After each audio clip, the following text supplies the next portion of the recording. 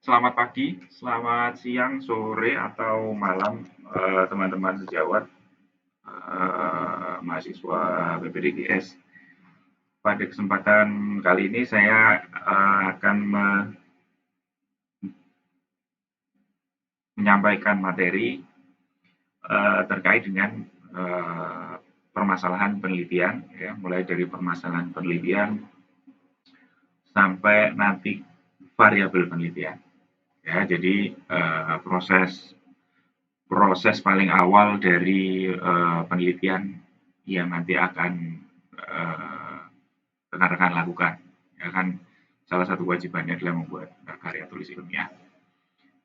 Presentasi saya ini akan saya sampaikan dalam 4 bagian. Yang pertama nanti tentang masalah penelitian, kemudian bagaimana merumuskannya, kemudian setelah itu sedikit tentang latar belakang dan variabel. Nah, ini beberapa hal yang lumayan penting untuk di-refresh kembali, ya, di-refresh kembali uh, dari apa yang sudah rekan-rekan dapatkan di strata sebelumnya atau di level pendidikan sebelumnya. Oke, untuk penelitian, ya, tahap-tahap penelitian seperti yang bisa kita lihat di tampilan ini. Yang pertama, yang paling penting itu adalah tentu merumuskan masalah atau tema penelitiannya. Ya, jadi dan ini yang paling sulit biasanya, ya. Tapi itu terutama kalau kita di jenjang studi lanjut, ya, di spesialisnya juga. Tapi di dalam bidang spesialistik biasanya lebih fokus uh, dan ada banyak sekali metode yang bisa dieksplorasi atau mungkin ada obat baru yang bisa dieksplorasi dalam bidang teman-teman sekalian di klinis ini mungkin akan banyak juga yang bisa dicari, ya, untuk sebagai rumusan masalah atau penelitian. Kalau sudah dapat, maka kemudian tentu kita akan mengkaji literatur yang sudah ada, ya, dari berbagai penelitian sebelumnya. Sekarang apa namanya, kalau jurnal ya paling tidak 10 tahun terakhir, ya. Kalau buku jangan pakai yang terlalu tua, ya, paling tidak 15 tahun terakhir, ya. Atau kalau jurnal lebih baik lagi kalau bisa 5 tahun terakhir.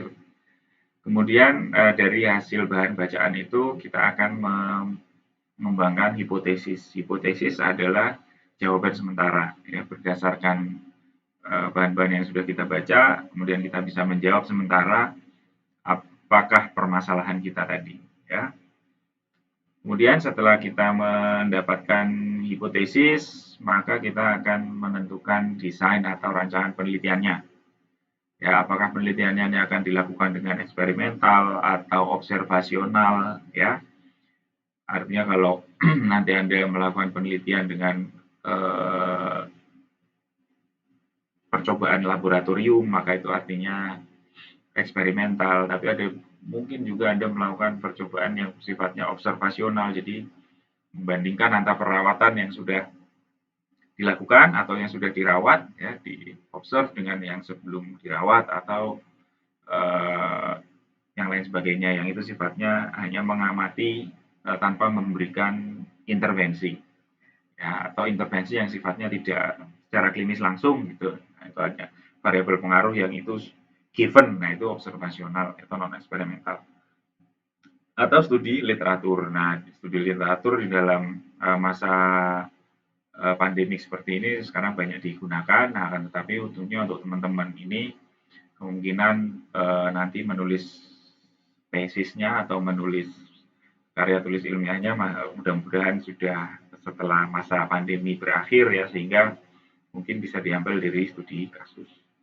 Nah, kemudian bila kita sudah menetapkan tadi desainnya, studi rancangannya, maka kita akan menentukan sampel dan mengumpulkan data. Ya, penelitian yang dilakukan, kemudian tahap terakhirnya adalah melakukan analisis, ya, dengan menggunakan metode statistik tertentu sesuai dengan kebutuhan dan menarik kesimpulan dari hasil tersebut. Nah, untuk sebuah penelitian atau karya tulis ilmiah, tentu yang paling penting adalah mempunyai protokol yang baik. Ya, oleh karena itu harus diawali dengan good research question atau pertanyaan penelitian yang baik. Ya, itu yang paling penting ya karena itu sangat menentukan ke belakangnya. Kemudian desain dan metodenya itu harus rigorous dan visible, artinya harus solid.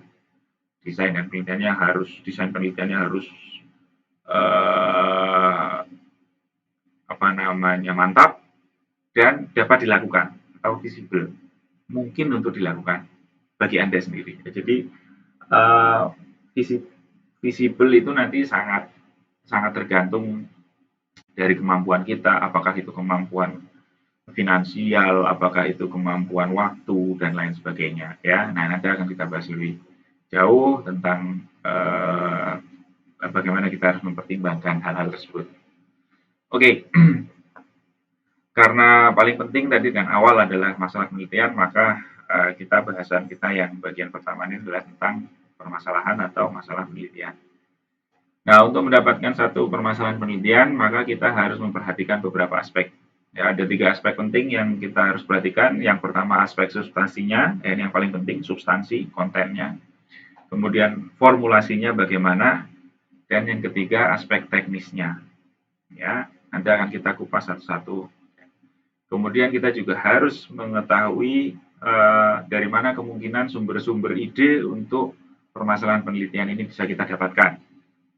Dan yang berikutnya adalah dalam kita menetapkan suatu masalah untuk penelitian, itu usahakan bahwa penelitian itu yang masalah itu yang menarik kita untuk meneliti. Jadi saya pikir kalau sudah di dalam level spesialistik ya seperti rekan-rekan semua, ketertarikannya sudah sangat fokus ya. Jadi mestinya ini untuk permasalahannya sudah fokusnya sudah terbangun sejak awal.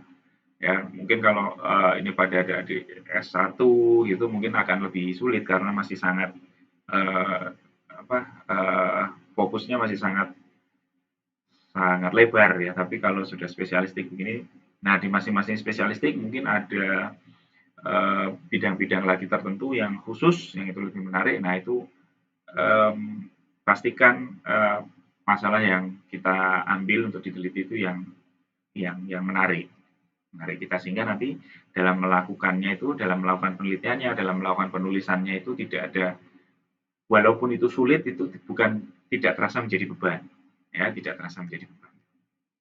Oke, untuk aspek substansi dari permasalahan penelitian itu yang pertama kita harus memikirkan manfaatnya, ya.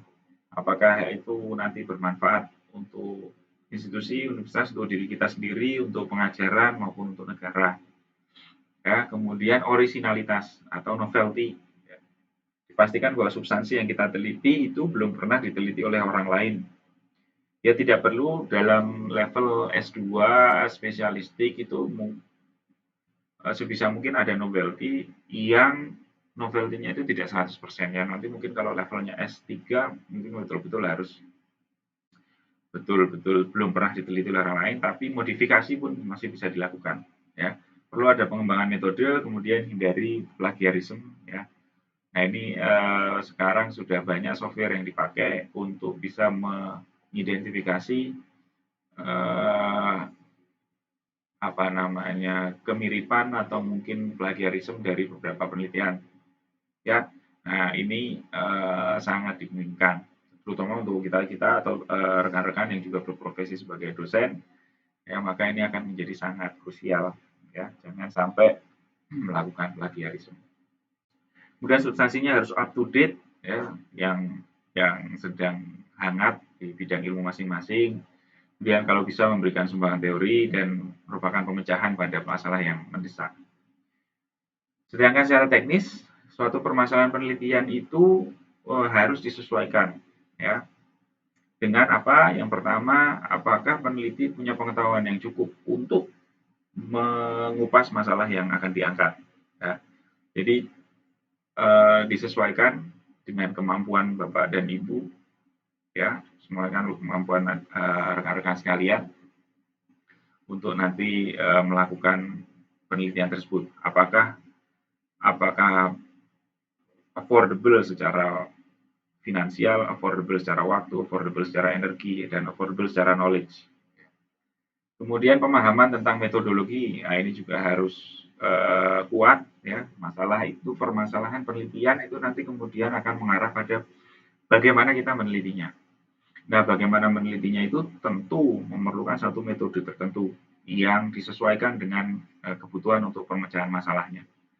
Yang itu metodenya bisa jadi ada hal-hal yang kita belum kuasai atau ada hal-hal yang kita belum paham. Nah, itu cukup nggak nih kalau kita belajar dulu, kemudian nanti melakukan penelitian dan akhirnya mendapatkan hasil. Seumpamanya saya pengen ada teknik baru di dalam operasi di bedah mulut, gitu ya kan? Nah, itu kemudian kita pengen tahu apakah itu efektif atau tidak. Nah, tapi untuk menentukan itu efektif atau tidak, maka kita harus terlebih dulu mempelajari dulu kan, bagaimana ini tekniknya yang baru. Nah, itu dipertimbangkan dengan masa studi, itu apakah memungkinkan untuk dilakukan. Kalau memang tidak, ya berarti kita tidak perlu ngoyo-woro mengambil metode tersebut. Ya, kemudian terjadian fasilitas biaya dan waktu sudah kita sampaikan, kemudian dapat diukur dan diuji. Nah, ini dapat diukur dan diuji itu kita harus pastikan bahwa kalau kita melakukan penelitian ada alat-alat ukur yang bisa dipakai. Ya, alat ukur itu bisa alat ukur objektif maupun alat ukur subjektif. Yang saya maksud alat ukur subjektif adalah seumpama itu kuesioner dan lain sebagainya. Ya, nah alat-alat ukur ini dipastikan kalau Anda ingin cepat selesai, ya dipastikan bahwa itu sudah ada, tersedia. Ya, termasuk kalau semuanya laboratoris, ada nggak di lab kita, ada nggak di Jogja, gitu, untuk mengukur apalah yang akan kita ukur itu. Ya, kalau itu sudah ada tersedia semua, maka oke kita boleh ngambil itu. Tapi kalau tidak ada, wah ini ternyata alat ukurnya, kalau kuesioner harus bikin sendiri, belum pernah ada, kemudian alat ukurnya harus atau ini harus impor dan lain sebagainya. Nah, itu akan sangat memberatkan. Jadi mungkin bisa dipertimbangkan lagi. Kemudian yang terakhir ini ada kalau secara teknis tidak melanggar etika, ya. Nah, untuk penelitian klinis pada manusia perlu ethical clearance, kita semua sudah tahu. Tapi jika tidak hanya pada manusia saja, ya, walaupun nanti penelitiannya itu menggunakan subjek hewan, ya. Nah itu ada juga ethical clearance untuk apa namanya perlakuan pada subjek hewan. Yang itu semua harus terrecord apabila kita akan melakukan publikasi dari tulisan kita itu, apalagi di jurnal internasional. Nah, tadi aspek substansi sudah, aspek teknis sudah yang harus diperhatikan. Yang ketiga yang harus diperhatikan adalah aspek formulasi. Bagaimana kita menuliskan atau memformulasikan permasalahan penelitian. Jadi perumusan masalah itu harus tajam, jelas, akurat, ya, menyangkut inti permasalahan yang tadi, tidak bias. Kemudian pedomannya bisa dengan menggunakan 6W dan 1H. What, why, who, when, where, which, sama how. Ya, menjawab itu. Apa namanya, bagaimana, kemudian apakah ada pengaruh, seumpamanya apa faktor risiko atau ya artinya menggunakan kalimat tanya nanti di belakang akan kita bahas juga bahwa permasalahan penelitian itu adalah dalam bentuk kalimat. Nah, kemudian berikutnya dasar-dasar ya masalah penelitian itu kita bisa lihat dari beberapa aspek. Ya, ini ada measurement of concept, dari konsep to empirical. Jadi bisa berawal dari pemikiran yang paling luas ya berupa sebuah konsep. Yang konsep itu nanti yang ini sebenarnya apa namanya materi kita utama pada kuliah ini, yaitu konsep itu yang bersifat teoretikal, ya masih bersikap semi abstrak, ya, kemudian dia akan lebih fokus lagi menjadi konstruk, dan konstruk itu akan lebih ditekniskan lagi menjadi yang disebut sebagai variabel. Ya, jadi, nah masalah penelitian itu bisa berangkat dari sebuah yang sangat luas dulu, ya berupa konsep. Kemudian nanti to empirical itu sampai nanti akhirnya bisa diterjemahkan sebagai variabel-variabel yang diukur. Kemudian interest, give consistent motivation, ini tadi sudah kita bahas. Kemudian magnitude, ya, define the scope. Jadi apakah penelitian kita itu akan mempunyai efek yang impact yang luas atau sempit, ya, terutama dalam pengembangan ilmu pengetahuan di bidang masing-masing. Relevance to your professional, ya ini sesuai pasti ya. Nanti ya rekan-rekan semua kan sudah mengarah ke level of expertise-nya masing-masing ya di sini. Should be adequate, ya, sesuai dengan kemampuan. Availability of data, jadi datanya ada, ya. Dan kalaupun kita harus collecting data itu bisa dilakukan. Dan yang terakhir ethical issue, ini sama rangkuman dari apa yang sudah kita bicarakan. Nah, berikutnya dari mana ide dari permasalahan itu, maka kita ada sumber dari yang formal dan informal. Ya, informal kita tidak akan bahas banyak ya, karena sumber dari informal itu bisa dari jarang dipakai ya dan tidak boleh, artinya tidak disarankan, berdasarkan intuisi, kemudian berdasarkan kebiasaan dan lain sebagainya, itu tidak dalam aliran kita yang penelitian positivism itu tidak bisa dipakai ya, tapi kita lebih ke arah yang ini sumber itu masalah bisa dengan yang formal. Yang disebutkan metode analog. Metode analog itu adalah menganalogikan. Jadi kalau kita mempunyai satu fenomena di bidang tertentu atau pengetahuan tertentu, kemudian kita analogikan ke bidang kita. Bisa saja seumpamanya, oh ada di bidang farmasi gitu bahwa ekstrak apa itu dapat mempunyai manfaat untuk antibakteri. Nah, kemudian di bidang kita analogikan, oh kalau dia memang punya antibakteri, maka ada bisa kita pasangkan di periodontitis gitu seumpamanya ya. Nah, itu menjadi salah satu metode analogi yang bisa kita terapkan. Kemudian renovasi, memperbaiki atau mengganti komponen teori atau metode yang kurang relevan. Jadi sudah ada satu penelitian atau beberapa metode yang sudah dipublikasikan, kemudian Anda akan melakukan renovasi atau akan melakukan metodenya itu diubah sedikit atau banyak juga boleh untuk satu hasil yang lebih baik. Nah, itu namanya metode renovasi. Bolehkah? Boleh. Boleh sekali. Kemudian dialektis, metode mengajukan usulan pengembangan teori atau metode yang telah ada. Nah, ini tidak relevan dengan tidak terlalu relevan dengan cara kita meneliti karena ini lebih ke arah advokasi ya. Kemudian metode morfologi. Nah, kalau metode morfologi ini nggak oke ya. Berbagai kemungkinan kombinasi masalah penelitian. Ada beberapa penelitian yang ini meneliti dari A sampai B, yang ini meneliti C sampai D, ada yang meneliti B sampai C. Kemudian ini kita gabungkan untuk mendapatkan satu permasalahan yang menyelesaikan dari A sampai D. Ya, itu namanya morfologi. Ya. Apa namanya, dari beberapa teori, dari beberapa literatur gabungan ini sangat sering dipakai di penelitian-penelitian bidang kami, apa tentang perilaku atau tentang sikap ya. Jadi kita ambil beberapa teori dari beberapa penelitian kemudian kita integrasikan. Kemudian atau sebaliknya, kalau morfologi bisa sebaliknya dekomposisi. Jadi ada satu permasalahan utama dalam jurnal itu yang besar yang kemudian kita mau ambil sebagian-sebagiannya. Boleh, ya itu morfologi. Kemudian metode agregasi, yaitu penelitian sebagai bidang untuk masalah penelitian yang lebih kompleks. Ini juga jarang kita gunakan.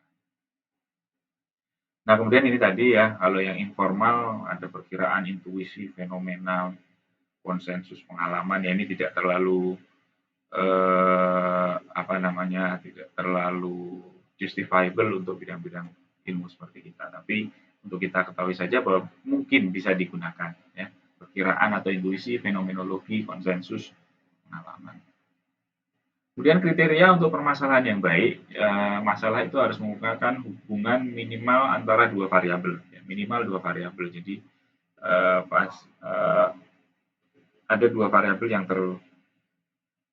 termaktub dalam permasalahan tersebut. Kemudian dinyatakan secara jelas dan dalam bentuk interrogatif atau pertanyaan dan menyiratkan kemungkinan pengujian empiris. Dari permasalahannya saja itu kita sudah bisa tahu atau pembaca sudah bisa tahu bahwa oh ya ini bisa diteliti secara empirik. Nah, salah satu ini nanti di topik perkuliahan berikutnya akan dibahas juga tentang bagaimana masalah penelitian itu ya ada beberapa pedoman yang bisa diacu ya menggunakan abbreviations atau singkatan seperti ini FINER ya, visible, interesting, novel, ethical, dan relevant. Ya, jadi visible itu apa? Tadi kita sudah juga bahas ya, bisa dilakukan, subjeknya ada, ya, expertise kita mendukung, kemudian interesting, ini kita harus menarik ya, topiknya menarik untuk diri kita ya. Pasti ini nggak ada masalah untuk teman-teman di bidang masing-masing karena sudah fokus. Kemudian novelty tadi sudah kita bahas ya. Reviews or extends previous findings itu juga sudah termasuk novelties ya. Jadi ada metode tadi bisa ada morfologi atau ada renovasi sedikit dari sebelumnya itu sudah termasuk novelty. To roughly review the literature, consulting with experts who are familiar with ongoing research ya. Oke, nggak ada masalah. Kemudian ethical sudah kita bahas. Kemudian relevan. Relevan itu up to date termasuk salah satu di dalamnya ya. Kemudian ada juga pedoman menggunakan PICO atau PECO ya, di mana P-nya itu adalah patient atau population of interest, subjek penelitiannya disebutkan, kemudian interventionnya atau I-nya atau exposure-nya atau paparannya, kemudian T-nya itu control atau comparison group, ya, itu dalam permasalahan itu kalau bisa ada di sana dan jelas tertangkap oleh pembaca dan outcome-nya atau endpoint-nya, variabel pengaruhnya, terpengaruhnya sorry. Nah, itu bisa muncul Pico atau Peko.